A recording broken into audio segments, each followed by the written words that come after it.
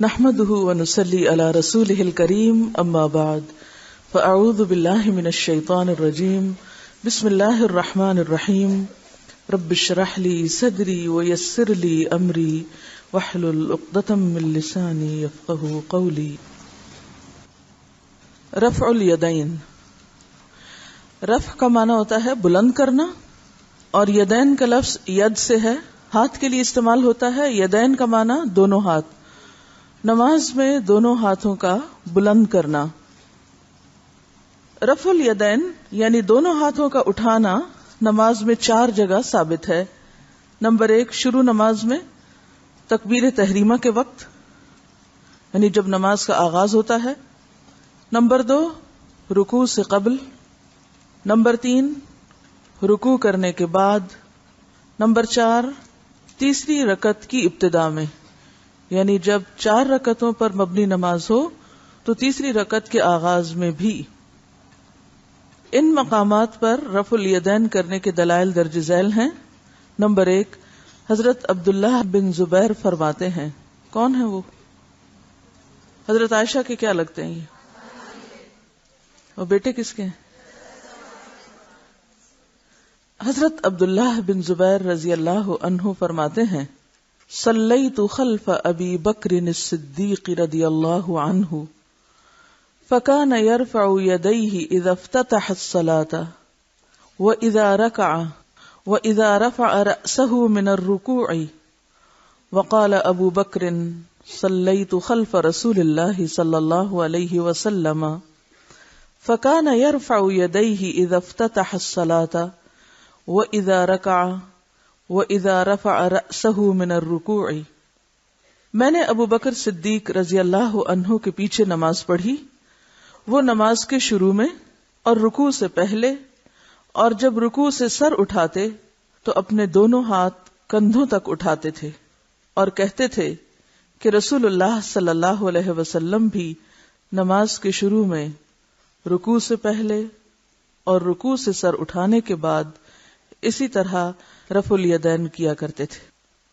Number 2، حضرت عمر فاروق رضی اللہ عنہ نے ایک مرتبہ لوگوں کو نماز کا طریقہ بتانے کا ارادہ کیا تو قبلہ رخ ہو کر کھڑے ہو گئے، دونوں ہاتھوں کو کندھوں تک اٹھایا، پھر اللہ اکبر کہا، پھر رکوع کیا اور اسی طرح ہاتھوں کو بلند کیا اور رکوع سے سر اٹھا کر بھی رفع الیدین کیا.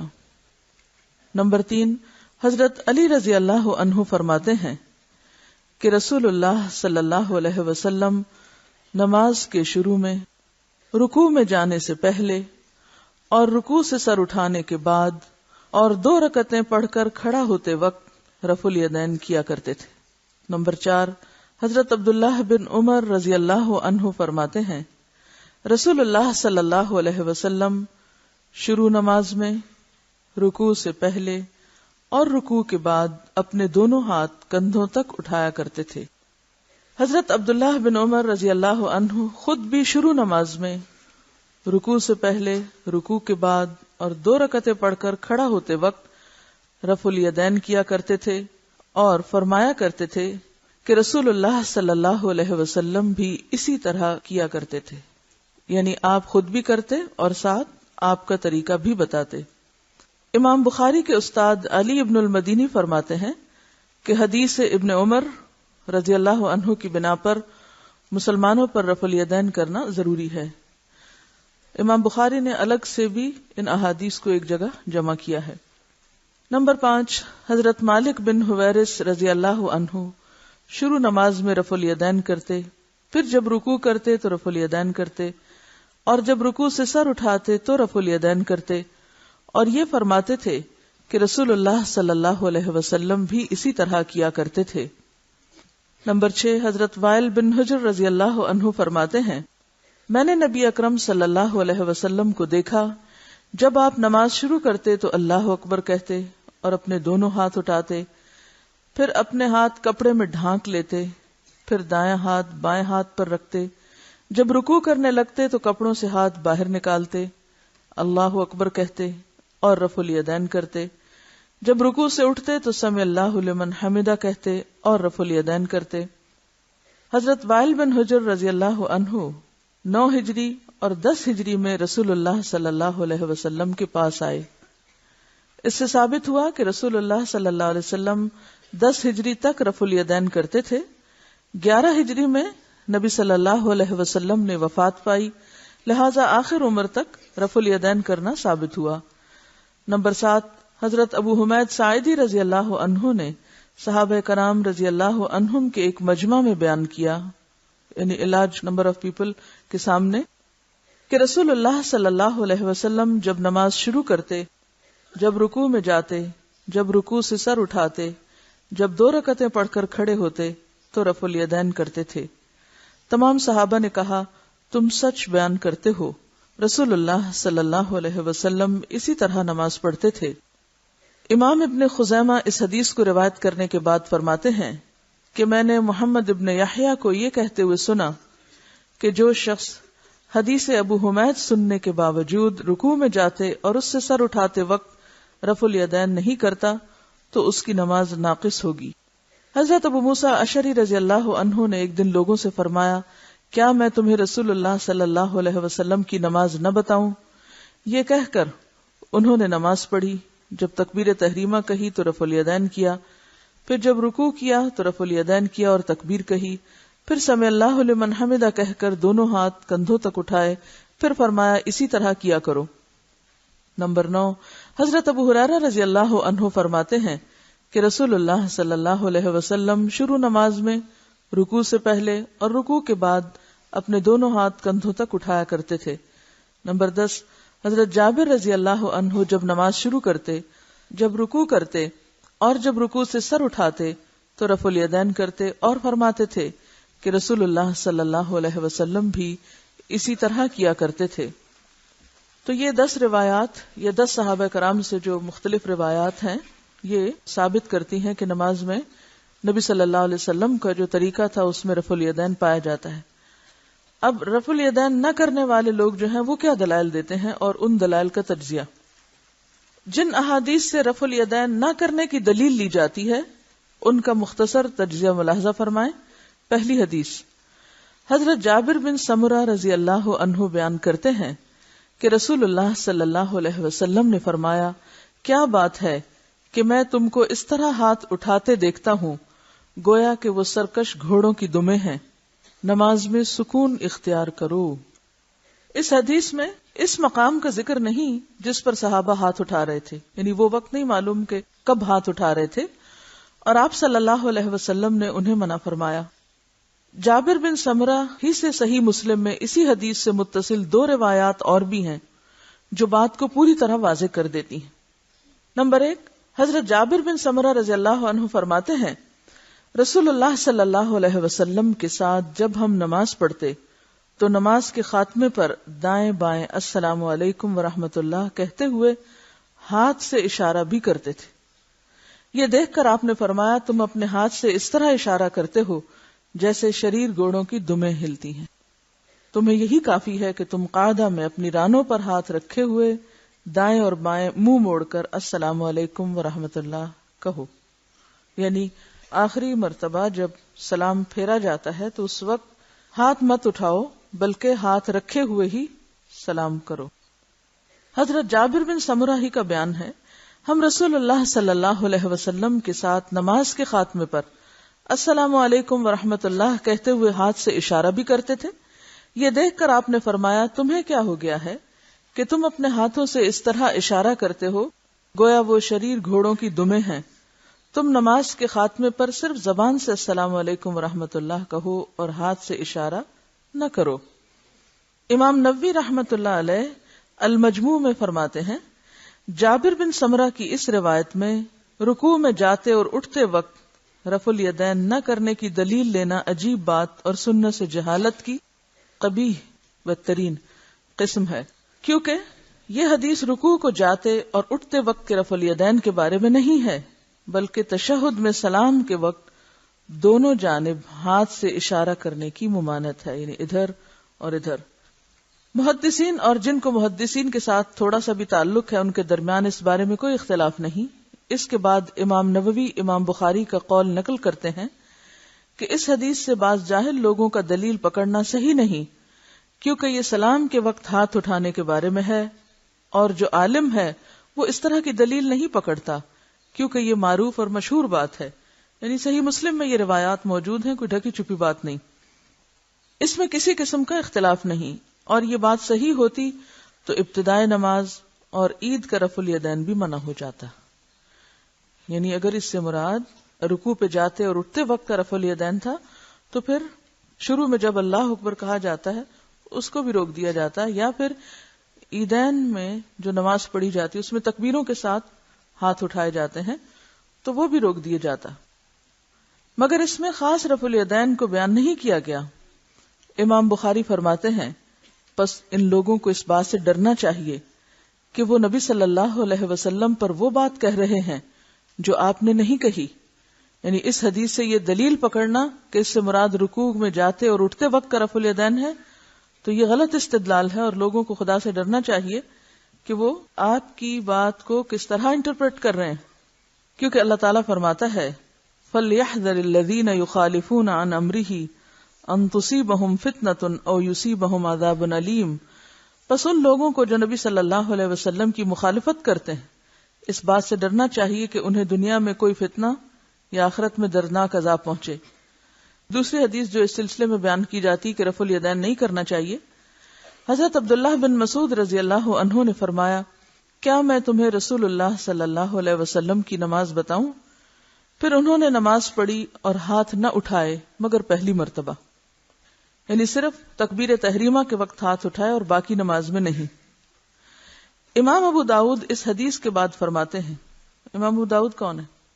جن کی سنن نبی داؤد کتاب ہے. لیس ہوا بصحیح علی ھذا اللفظ، یہ حدیث ان الفاظ کے ساتھ صحیح نہیں ہے. جبکہ امام ترمذی رحمۃ اللہ علیہ نے عبداللہ بن مبارک رحمۃ اللہ علیہ کا قول نقل کیا ہے لم یثبت حدیث ابن مسعود رضی اللہ عنہ، یعنی عبداللہ بن مسعود رضی اللہ عنہ کے ترک رفع الیدین کی حدیث ثابت نہیں، یعنی صحیح نہیں. امام ابن حبان رحمۃ اللہ علیہ نے تو یہاں تک لکھ دیا ہے کہ اس میں بہت سی علتیں ہیں. علت کس کو کہتے ہیں؟ مخفی عیب جو اسے باطل بنا رہی ہیں. مثلا اس میں سفیان ثوری مدلس ہیں اور ان سے روایت کرتے ہیں، اور مدلس کی ان والی روایت یعنی جس میں وہ سمیتو یا حدثنا وغیرہ نہیں استعمال کرتے تفرد کی صورت میں ضعیف ہوتی ہے. یعنی اگر اکیلے وہی ایک کہہ رہے ہوں تو پھر وہ ضعیف شمار ہوتی ہے. اگر ایک راوی ان کہہ رہا ہے اور باقی سب سمیتو حدثنا کہہ رہے ہیں تو اس کی تصدیق جو ہے وہ دوسری روایات سے ہو جاتی. تیسری حدیث حضرت برا رضی اللہ عنہ کہتے ہیں میں نے رسول اللہ صلی اللہ علیہ وسلم کو دیکھا، آپ جب نماز شروع کرتے تو دونوں ہاتھ کانوں تک اٹھاتے، ثم لا یعود، پھر نہیں اٹھاتے تھے، یعنی ایک ہی بار اٹھاتے. امام نووی رحمہ اللہ فرماتے ہیں کہ یہ حدیث ضعیف ہے. اسے سفیان ابن عیینہ، امام شافعی، امام بخاری کے استاد امام حمیدی اور امام احمد بن حنبل جیسے ائمۃ الحدیث رحمہم اللہ نے ضعیف قرار دیا ہے. کیوں؟ کیونکہ یزید بن ابی زیاد پہلے لا یعود نہیں کہتا تھا، اہل کوفہ کے پڑھانے پر اس نے یہ الفاظ بڑھا دیے. مزید برآں یزید بن ابی زیاد ضعیف اور شیعہ بھی تھا، آخری عمر میں حافظہ خراب ہو گیا تھا، نیز مدلس تھا. علاوہ ازیں رفع الیدین کی احادیث اولا ہیں کیونکہ وہ مثبت ہیں، یعنی جتنی احادیث کرنے کے بارے میں آئی ہیں وہ ساری اس کے کرنے کا جواز پیش کر رہی ہیں، اور نافی پر، نافی کا مطلب ہوتا ہے جس میں روکا گیا ہے، اس پر مثبت کو ترجیح حاصل ہوتی. یعنی اگر دو طرح کی احادیث آمنے سامنے ہوں تو پھر ترجیح کا اصول کیا ہے کہ جس میں کرنے کا حکم دیا گیا ہے اسے لیا جائے بنسبت اس کے کہ جس میں نہ کرنے کی بات آ رہی ہو. بعض لوگ دلیل دیتے ہیں کہ منافقین آستینوں اور بغلوں میں بت رکھ کر لاتے تھے، بتوں کو گرانے کے لیے رفع الیدین کیا گیا، بعد میں چھوڑ دیا گیا. لیکن یہ بات جو عام طور پر دلیل کے طور پہ پیش کی جاتی ہے، کتب احادیث میں اس کا کوئی ثبوت نہیں، یعنی کہیں سے یہ بات ثابت نہیں کہ یہ بات اس وجہ سے ہے. البتہ یہ قول جہلا یعنی جاہلوں کی زبانوں پر گھومتا رہتا ہے. یہ جو بتوں والا قصہ ہے اس کے بارے میں آپ نیچے دیکھیے حاشیے پر مکہ میں بت تھے مگر جماعت فرض نہیں تھی. بت کہاں تھے؟ مکہ میں، لیکن جماعت سے نماز فرض نہیں تھی. مدینہ میں جماعت فرض ہوئی مگر بت نہیں تھے. پھر منافقین مدینہ کن بتوں کو بغلوں میں دبائے مسجدوں میں آتے. تعجب ہے کہ جاہل لوگ اس بات کو صحیح مانتے ہیں اور اس کے ساتھ ساتھ نبی صلی اللہ علیہ وسلم کو عالم الغیب بھی مانتے ہیں. حالانکہ اگر آپ عالم الغیب ہوتے تو رفع الیدین کروانے کے بغیر بھی جان سکتے تھے کہ فلاں فلاں شخص مسجد میں بت لے آئے، تو اس کو وہیں سے نکلوا دیتے. بت ہی گرانے تھے تو یہ تکبیر تحریمہ کہتے وقت، یعنی پہلے ہی اللہ اکبر جس سے نماز کا آغاز ہوتا ہے، تو وہی کافی تھی، یعنی اس سے بھی مقصد تو حل ہو جاتا.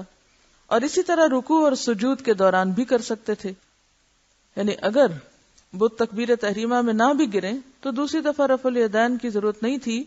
جو شخص رکوع کرے وہ بغل میں کچھ دبا ہی نہیں سکتا، اور اگر اس وقت کامیاب ہو گیا تو سجدے میں جا کے کم از کم کچھ بھی نہیں چھپا سکتا. اور پھر منافقین بھی کس قدر بے وقوف تھے کہ بت جیبوں میں بھر لانے کی بجائے بغلوں میں دبا کے لاتے. اور پھر یہ بھی کہیں سے نہیں پتا چلتا کہ اگر رفع الیدین کے دوران منافقین کی بغلوں سے بت گرے تھے تو پھر آپ نے انہیں کیا سزا دی یا اس پر کیا حکم جاری کیا.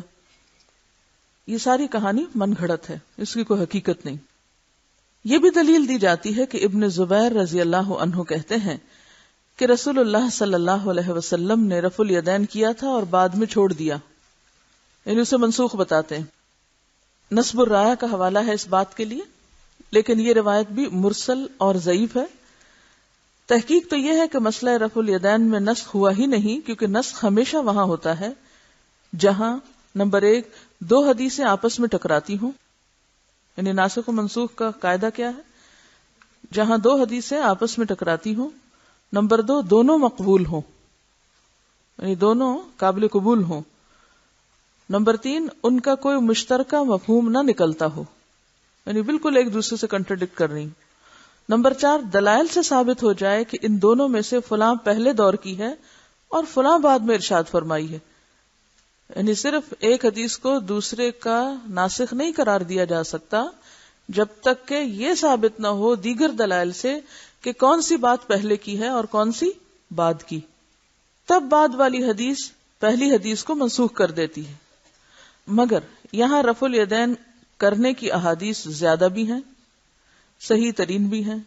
اب اس میں آپ دیکھیے کہ حضرت ابوبکر بھی ہیں، حضرت عمر بھی ہیں، حضرت علی بھی ہیں، حضرت عبداللہ بن عمر بھی ہیں، حضرت جابر بھی، قریبی صحابہ ہیں سب. جبکہ نہ کرنے کی احادیث کم بھی ہیں اور کمزور بھی، یعنی صحیح کے درجے کو بھی نہیں پہنچتی. اب نہ تو مقبول اور مردود احادیث کا مشترکہ مفہوم اخذ کرنا جائز ہے، نہ ہی مردود احادیث سے مقبول احادیث کو منسوخ کیا جا سکتا ہے. سب سیدھے ہو کے بیٹھے اسٹریٹ. دیکھیے اگر آپ کو آرام کرنا ہو تو آپ گھر میں رہ سکتے ہیں. یہاں تک تکلیف اٹھا کے ایک شخص جو اندر بیٹھنا چاہتا ہے اس کی جگہ آپ نے لے لی اور اس کو باہر بٹھا دیا جو توجہ سے سن رہا ہے، اور آپ اندر بیٹھ کے نہیں سن رہے، تو کیا فائدہ یہاں آنے کا؟ میں نے آپ سب سے کیا کہا ہوا ہے، کیا کیا کریں؟ کسی کو یاد نہیں؟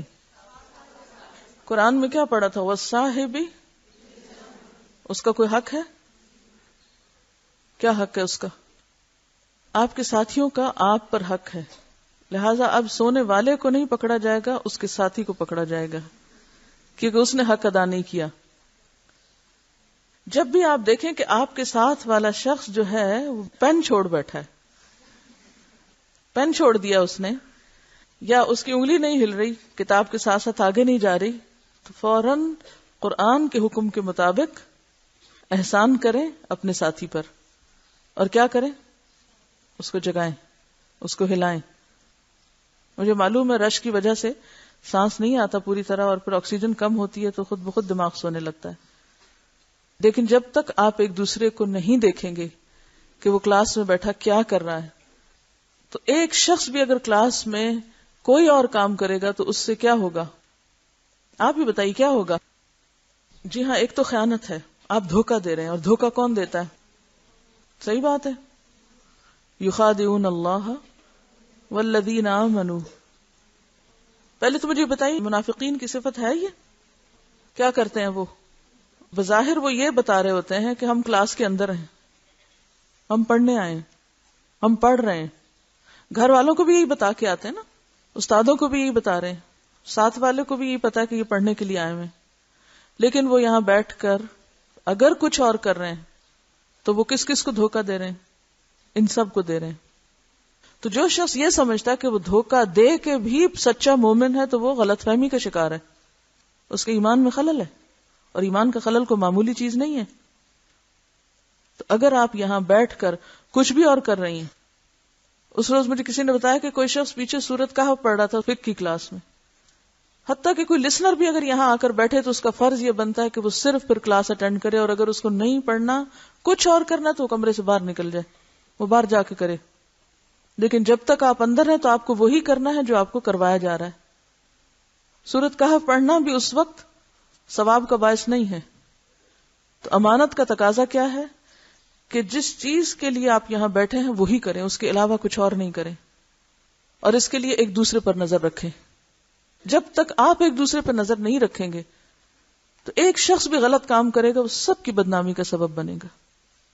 ایک شخص بھی یہاں آ کر نہیں پڑھتا، نہیں سیکھتا، نہیں سمجھتا اور غلط کام کرتا ہے تو وہ کیا صرف اپنے آپ کو نقصان دے رہا ہے یا آپ سب کو بھی دے رہا ہے؟ آپ سب کی شہرت کو بھی نقصان ہو رہا ہے. جب لوگ یہ کہتے ہیں کہ دین پڑھے ہوئے لوگ یہ کرتے ہیں تو آپ اپنے آپ کو بچا سکتے ہیں اس میں سے؟ بتائیے نا، نہیں بچا سکتے. تو دونوں طرح سے اپنے اوپر احسان کریں. ایک تو آپ کے اوپر اللہ کی طرف سے ذمہ داری ہے کہ اپنے ساتھ والوں کو دیکھیں، ساتھی کا ساتھ بیٹھنے والے کا حق ادا کریں. اور دوسری کیا بات ہے؟ اپنی عزت، دین کی عزت کی خاطر جو شخص کو غلط کام کرتے ہوا دیکھیں آپ اس کو روکیں. بنی اسرائیل پہ لعنت کیوں کی گئی تھی؟ وہ ایک دوسرے کو برائی سے روکتے نہیں تھے. اپنے اوپر لے کر دیکھیں، آپ پھر رحمت کے مستحق ہیں اگر آپ کسی کو دیکھیں غلط کام کرتے ہوئے اور پھر اسے روکیں نہیں. ہم میں سے بہت سے لوگ صرف شکایت لگانا اپنا کام سمجھتے ہیں، یعنی بہت نیکی کا کام سمجھتے ہیں کہ انہوں نے شکایت لگا دی بس جا کے. حالانکہ شکایت لگانا کیا ہے؟ کیا شکایت لگانا درست کام ہے؟ کیا شکایت سے اصلاح ہوتی؟ کیا شکایت لگانے سے آپ کا فرض ادا ہو جاتا ہے؟ کیونکہ کچھ لوگ یہ سمجھتے ہیں کہ اگر وہ بس شکایت لگا دیں گے، جا کے پہنچا دیں گے، ان کا فرض ادا ہو گیا. کیا ادا ہو گیا؟ نہیں ادا ہوا. سب سے پہلے انہیں خود اس کو دور کرنے کی کوشش کرنی ہے. کیا اتنا خوبصورت اصول جو اسلام نے دیا ہے، اس کے بغیر معاشرے کی اصلاح اور صفائی کا کوئی طریقہ ہو سکتا ہے؟ نہیں. ایک کلاس میں ایک استاد کے بیٹھ کر لیکچر دینے سے اصلاح اور تربیت نہیں ہوا کرتی جب تک آپ سب اس ذمہ داری کو قبول نہ کریں. ہر ایک دوسرے کے اوپر اس لحاظ سے ضرور نظر رکھے کہ وہ اپنے مقصد سے غافل تو نہیں ہو رہا، اور اگر ہو رہا ہے تو سنجیدگی اور خیرخواہی کے ساتھ خود سمجھائیں، نہ کہ آ کے مجھے شکایت لگائیں یا لکھ کے بھیجیں کہ فلاں یہ کر رہا اور فلاں وہ. میرے لیے اس سے زیادہ تکلیف کی کوئی بات نہیں ہوتی کہ کوئی میرے اسٹوڈنٹس جن سب کو میں اپنی بیٹیوں کی طرح سمجھتی ہوں یا بہنوں کی طرح، کہ مجھے ان کے بارے میں کوئی آ کے کوئی شکایت لگائے. سخت تکلیف ہوتی ہے. میں سننا ہی نہیں چاہتی. میں چاہتی ہوں میرا دل ہر ایک کے لیے اچھا ہو تاکہ میں پوری محبت اور خلوص سے دے سکوں. تو نہ مجھے اذیت پہنچائیں اور نہ اپنے اعمال برباد کریں شکایتیں لگا کے، بلکہ اس کے برعکس جو آپ کے اوپر فریضہ ہے امر بالمعروف اور نہی عن المنکر کا، اس کو استعمال کریں اور خود روکنے کی کوشش کریں. اپنی نگاہوں میں اتنی قوت پیدا کریں کہ آپ کسی برائی کو دیکھیں اور وہ وہاں ٹک نہ سکے. اور جب تک آپ میں سے ہر ایک شخص یہ طریقہ نہیں سیکھے گا، اصلاح کا کام ہو ہی نہیں سکتا. ہم نے یہ سمجھ رکھا ہے دین پھیلانا وہ مسجد والوں کا کام ہے، امر بالمعروف وہ چند الہدا کی استانیوں کا کام ہے، اور ہم تو طالب علم ہیں، بس ہمارا تو فرض نہیں. ہر ایک کا فرض ہے، ہر ایک کا فرض ہے. تو اب کوئی بھی آپ کے ارد گرد، اب کی کلاس میں بھی اور نیکسٹ کلاسز میں، کوئی آپ کے ارد گرد ذرا نیچے جھک جائے نیند میں، قلم چھوڑ بیٹھے، بالکل ساکت بیٹھا ہو، نہ ہاتھ ہلائے نہ انگلی، بالکل، تو ضرور اس کو ایک ٹھوکر لگائے. مجھے معلوم ہے کیونکہ میں بعض اوقات لوگوں کو کرتی تو لوگ ریئیکٹ کرتے ہیں یا آگے سے رسپانس نہیں دیتے. یہ بھی غلط ہے.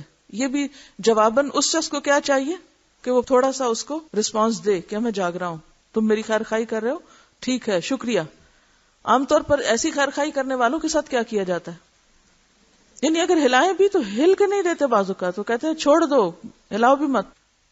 کیونکہ میرے آس پاس جو لوگ یہاں نیچے بیٹھتے ہیں تو بعض اوقات وہ قلم چھوڑ کے بیٹھے ہوتے ہیں، یہ بہت جھک جاتے ہیں، تو میں ساتھ والوں کو اشارہ کرتی ہوں ہلاؤ ان کو. تو بچی بیچاری جو ہلاتی ہے تو وہ ایسے ہاتھ جھٹک رہی ہوتی ہے، مت ہلاؤ. ایسے موقع پہ یہی اخلاق ہے کیا یہ اخلاق ہے؟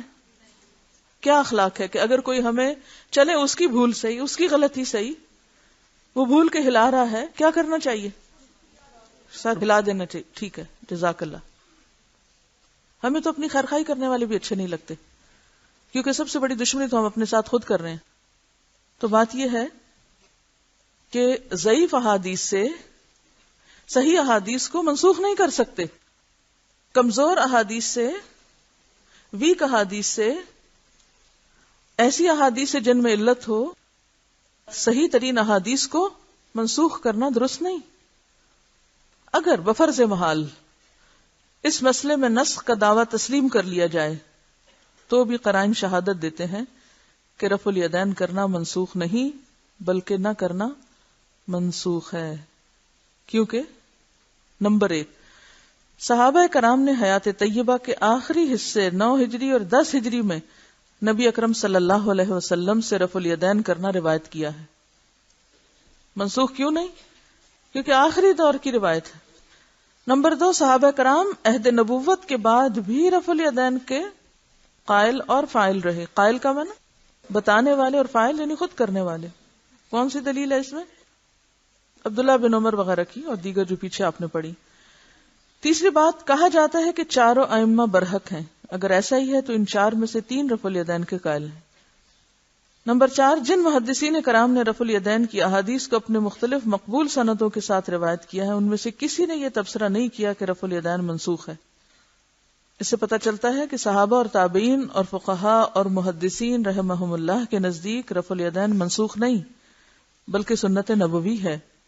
اور ظاہر ہے کہ سنت چھوڑنے کے لیے نہیں ہوتی، اپنانے کے لیے ہوتی ہے. اب جو شخص ایک غیر معصوم امتی کے عمل کو سنت نبوی پہ ترجیح دیتا ہے اور سنت کو جان بوجھ کے چھوڑے ہوئے ہے، اسے حب رسول کا دعویٰ کرنا جچتا نہیں. یعنی ساتھ ہی یہ بھی کہے کہ مجھے اللہ کے رسول صلی اللہ علیہ وسلم سے بہت محبت ہے، اور پھر آپ کے عمل پر کسی دوسرے کے عمل کو ترجیح دے، تو پھر یہ محبت کس درجے کی محبت ہے؟ اسی طرح اس سلسلے میں ایک اور روایت بھی پیش کی جاتی ہے کہ عبداللہ بن مسعود نے فرمایا، میں نے رسول اللہ صلی اللہ علیہ وسلم اور ابو بکر اور عمر کے ساتھ نماز پڑھی، یہ لوگ شروع نماز کے علاوہ ہاتھ نہیں اٹھاتے تھے. یعنی یہ روایت بھی آتی ہے. امام بہقی اور دارقطنی لکھتے ہیں کہ اس کا راوی محمد بن جابر ضعیف ہے، بلکہ بعض علماء ابن جوزی اور ابن تیمیہ وغیرہ نے اسے موضوع کہا ہے. یعنی یہ روایت ابن مسعود کی بیان کردہ نہیں بلکہ کسی نے خود تراش کر ان کی طرف منسوب کر دی ہے، لہذا ایسی روایات پیش کرنا بھی جائز نہیں. خلاصہ، رفع الیدین کی احادیث بکثرت اور صحیح ترین اسناد سے مروی ہیں. عدم رفع الیدین کی احادیث مانن یا سندن ثابت نہیں. امام بخاری لکھتے ہیں کہ اہل علم کے نزدیک کسی ایک صحابی سے بھی عدم رفع الیدین ثابت نہیں. یعنی اہل علم اور محققین کے نزدیک کوئی ایک صحابی بھی ایسے نہیں کہ جن سے یہ صحیح حدیث سے ثابت ہو کہ انہوں نے رفع الیدین نہیں کیا تھا. بہرحال یہ مسئلہ ان مسائل میں سے بن گیا ہے کہ جس پر بہت لے دے ہوتی ہے، اور سارا جھگڑا یہیں سے شروع ہو جاتا ہے کہ کسی کو نماز میں ہاتھ اٹھاتے اگر دیکھ لیا جائے تو فوراً تبصرے اور بہت کچھ شروع ہو جاتا ہے. تو ایسی صورت میں کوئی بھی کام نہ تو کسی کی ضد میں کرنا چاہیے، نہ کسی کی حمایت میں اور نہ کسی کی مخالفت میں. کسی بھی کام کو کرنے کے لیے سب سے پہلے آپ کا اپنا شرح صدر ضروری ہے. اگر آپ کا شرح صدر ہو تو دوسروں کو قائل کرنا آپ پہ فرض نہیں. آپ اپنا عمل تو جاری رکھیں، لیکن اس بات میں نہ پڑیں کہ دوسرے کیوں قائل نہیں ہو رہے. ظاہر ہے کہ جس طرح آپ نے علوم الحدیث پڑھا اور اس میں احادیث کی قسمیں پڑھی، اور پھر استنباط کے طریقے پڑھے، اور پھر علماء کرام اور فقہاء اعظام کے جو طریقہ استدلال تھا یا طریقہ استنباط تھا اس کو بھی آپ نے پڑھا، اور وہ چیزیں بھی مختصراً آپ کے سامنے تھی. یہ تمام چیزیں عوام الناس کے سامنے نہیں ہوتی. لہٰذا اگر آپ دین کی تبلیغ اور اشاعت اس مقدس فریضے سے شروع کریں کہ انہی مسائل پہ لوگوں کے ساتھ جھگڑا شروع کر دیں تو یہ طریقہ درست نہ ہوگا.